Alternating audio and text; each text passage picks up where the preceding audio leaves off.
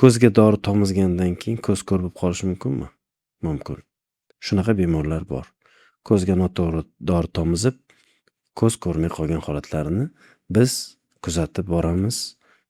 Ba'zida shunaqa holatlar uchrab turadi. Men doktor Hikmatullo Ko'z nuri klinikasini ko'z xirurgiman, refraksion jarrohiman va Ko'z nuri klinikasini Samarqand, Qarshi, Farg'ona filiallarida va asosan Toshkentda faoliyat yuritaman. Biz siz bilan bu narsani aytishimizdan maqsad nima? O'sha bemorlarni ko'rlikdan asrab qolish. Ko'zi qichiydi odam va aptekaga boradi. Borib turib so'raydi. Aptekada ko'z doktor albatta o'tirmaydi. Va bu ko'zni doktor bo'lmagandan keyin o'sha qo'lida bor bo'lgan tomchilardan mana shu tomchidan tomizing deb turib gormonalniy tomchi berib yuboradi. Bemor ko'ziga tomizadi buni va ko'zi yengillashadi va aptekarga rahmat deydi. Bir hafta, 10 kun, 15 kun, 20 kun tomizadi. Sekin-sekin ko'zda bosimini oshganini bemor sezmaydi. Va agar keyin bosimini bilmagandan keyin bemor ko'zini xiralashayotganini ham sezmaydi. Sekin-sekinlik bilan ko'rish xiralashib nerv to'liq qurib qolishiga va ko'zni bir umrga tuzatib bo'lmaydigan qilib turib ko'r bo'lishigacha olib keladi. Keyin shifokorga boradi. Ko'zim tuman bo'lib qoldi. Ko'zim xira bo'lib qoldi. Shunda ko'zini ko'rasizki, davleniyasi 60. O'zi davleniya 18-20 bo'lish kerak bo'lsa 60. Ya'ni 3-4 barobar baland davleniya bilan yurib, ko'zda nervini oylar davomida o'sha gormonal kapillar ko'zga tomizib turib, ko'zni xira qilgan. Aslida sababi nimadan boshlandi? Bu o'sha bitta oddiy allergiya, ko'z qichishidan boshlandi va o'sha gormon tomizishdan ko'zni ko'rishi yo'qoldi. O'zi gormon tomchilar nima uchun beriladi bemorga o'zi? Umuman aptekada nega turadi? Ba'zi operatsiyalar bor. Ko'zda operatsiyalardan keyin maxsus 5 kunga yo 10 kunga yo 15 kunga yo 1 oyga ko'zda operatsiyasini og'ir yengilligiga qarab shifokor nazorati ostida, ya'ni uni tomizgandan keyin 1 haftadan keyin, 2 haftadan keyin, 3 kundan keyin o'sha 1 oydan keyin qayta ko'riklarni qilinadi. Agar ko'zda bosim oshadigan bo'lsa, bosim uchun maxsus tomchilar beriladi. O'shanaqa qilib turib, o'sha bosimni regulyatsiya qilib turib, nazorat qilib turib, sizga ko'z doktori yozib beradi. Maxsus sxema bo'yicha gormonlar hazilakam gap emas. Yoki allergiyaga beriladi. Ba'zi og'ir allergik holatlarda gormon beriladi va uni ham maxsus sxema bo'yicha, o'sha kamayib borish sxemasi bo'yicha sizga tomchi yozib berishi mumkin. Lekin buni ham shifokor albatta o'zining nazorati ostida sizga buyuradi. O'shaning uchun bu nazoratsiz tomizish mumkin emas. Ba'zilar bo'lar o'sha birinchi boshda nazorat bilan tomizadi-da, keyin bir 3 oydan keyin yo 6 oydan keyin yo 1 yildan keyin allergiya bo'lsa, doktor mana shu dorini beruvdi-yu, bu safar ham borsam shu dorini beradi deydi-da, borib gormonni oladi. Ko'zida davleniya chiqib turgan bo'lsa ham bilmaydi u. Keyin boshlaydi, yana oshadi-da davleniya. Keyin sekin-sekinlik bilan glaukomani o'sha birinchi daraja bo'lsa 2 ga, 3 ga, ba'zida o'sha 4-daraja, ya'ni ko'rlikkacha olib kelganini sezmay qoladi. Bir ko'zini shunday yopib qaraydi-da, aytadi, "Men deydi, bir ko'zim ko'rmay qolibdi, sezmay qolibman. Bitta ko'zim tuman bo'lyapti degan kecha bu sog' ko'zimga pashsha kiruvdi. Ko'zimni shunday yopsam, qarasam ikkinchi ko'zim ko'rmay qoldi. Yugurib keldim. Doktor yordam qiling" deb aytadi. Va keyin uni davleniyasini tushirasiz. Qanchadir nervi tirik qolgan bo'lsa, shuni saqlab qolasiz-da. O'lib qolgan nervni qanday tiklaysiz? O'shaning uchun azizlar, o'sha bilib bilmasdan aqlli aptekarlarning gaplariga ishonmasdan, ishonib turib bir nima dorilarni tomizib, o'zingizni ko'zingizni qaytmas, o'sha tiklab bo'lmas jarayonlarga olib kelishingizni biz umuman xohlamaymiz. Ba'zi yana kasalliklar bor. Ayniqsa o'sha hozirgi aytganim glaukoma kasalligida, katarakta kasalligida internetda yolg'on tomchilar bor. Ba'zi o'sha moshenniklar deymiz endi ularni.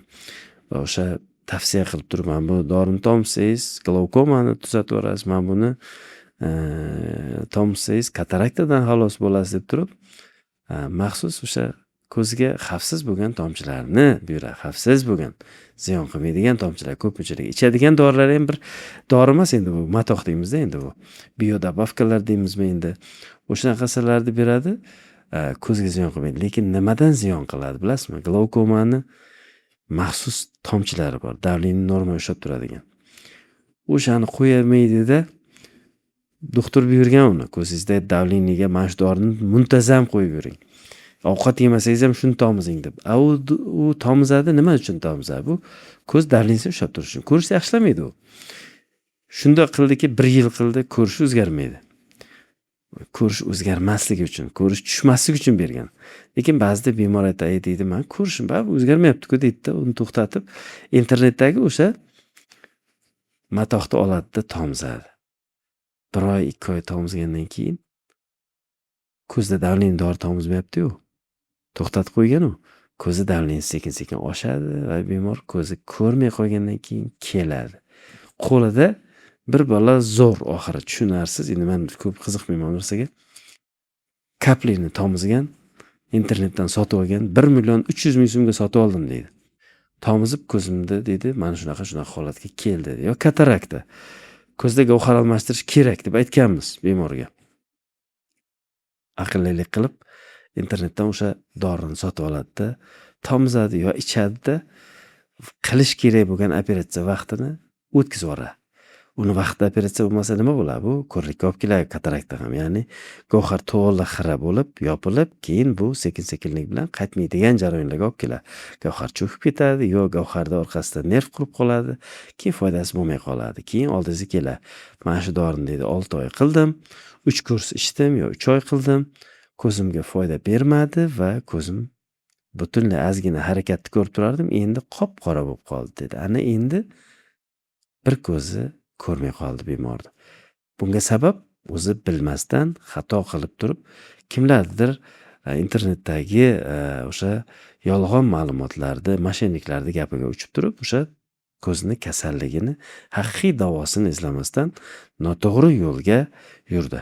Ya'ni o'sha ko'zda maxsus tomchilari deb o'ylab turib, vaqtini o'tkazib qo'ydi. O'sha mana shu ikkita holat juda ko'p uchraydi azizlar. Demak, o'sha ikkita holatni men hozir aytdim, bemorlar kelib, dori tomizib qo'yib, sekin-sekin ko'zim ko'rlikka olib keldi deb turib aytadi. Endi nima qiladi u? Kimga shikoyat qiladi endi? Faqatgina sabr qiladi, chunki endi ikkinchi ko'zini asrab qoldi, xolos. Azizlar, agar sizda ham shunaqangi muammolar bo'lgan bo'lsa, siz ham internetda shunaqa yolg'on moshenniklar ma'lumotlariga uchrab, qanaqadir dabavkalar olib, ko'zingiz tuzalmagan bo'lsa, albatta buni kommentariyada yozib qoldiring. Menimcha o'ylaymanki, minglab bunaqa odam bor. Bizning klinikaga keladigan odamlarning juda ko'pchiligini ko'raman, shunaqa holat bo'ldi. Shu dorini deb o'yladim, internetda sotib oldim va foyda bermadi hech qanaqa. Naborot ko'zim xiralashdi deb turib, sochim to'kildi, kiprigim to'kilib ketdi deydi. Shunaqa holatlarda ham biz uchratib turamiz azizlar. O'shaning uchun bilib bilmasdan o'zingizcha bir nima tomchilarni tomizavermang. Ba'zi qorachiq kengaytiradigan dorilar bor. Masalan, atropin degan glazniy kapli bor. Juda kuchli bo'lgan tomchi. Buni maxsus biz ko'rsatma bo'yicha 3 kunga yo 5 kunga buyuramiz.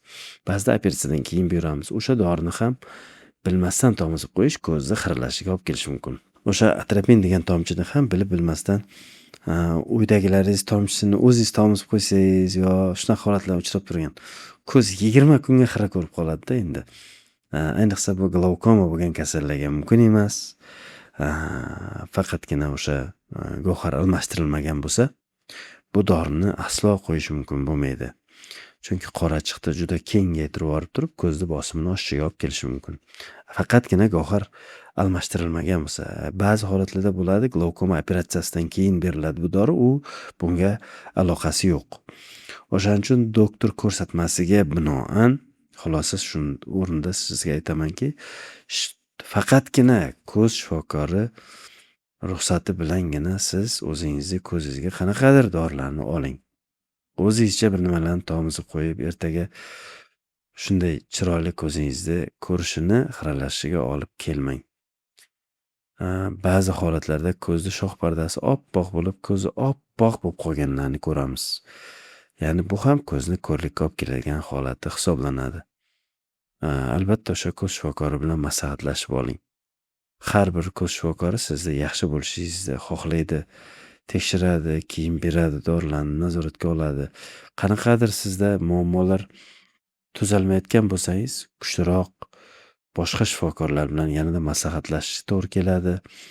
Mumkin ba'zida uskunalar yo'qligi hisobiga shifokorlarimizda ham xato qilishiga, har birimizni xato qilishimizga olib kelishi mumkin. Bir nechta ko'z shifokori tashxis qo'yilsa, bu to'g'ri hisoblanadi. Biz ko'z nuri klinikasida shunaqa narsani yo'lga qo'yganmizki, bitta bemorni bir nechta shifokor ko'radi. O'shanda xato bo'lish ehtimoli kamayadi. Va bu ko'pchilik davlatlarda to'g'ri yo'lga qo'yilgan. Bizda ham shu ko'p vaqtimizni tekshirish sarflaymiz, chunki bitta shifokor ko'rib tashxis qo'ygandan ko'ra 3 ta, 4 ta shifokor ko'rganni holati bu albatta foydaliroq bo'ladi. Mani o'zimni bemorlarimda albatta man 2 ta, 3 ta shifokor bilan maslahatlashib, ular o'zini мнениесini aytadi, man o'zimni мнениемni aytib, ya'ni o'zimni fikrimni aytib, o'sha bo'yicha keyin oxirida bemorga tushuncha beramiz. Shu narsani yo'lga qo'yganmiz.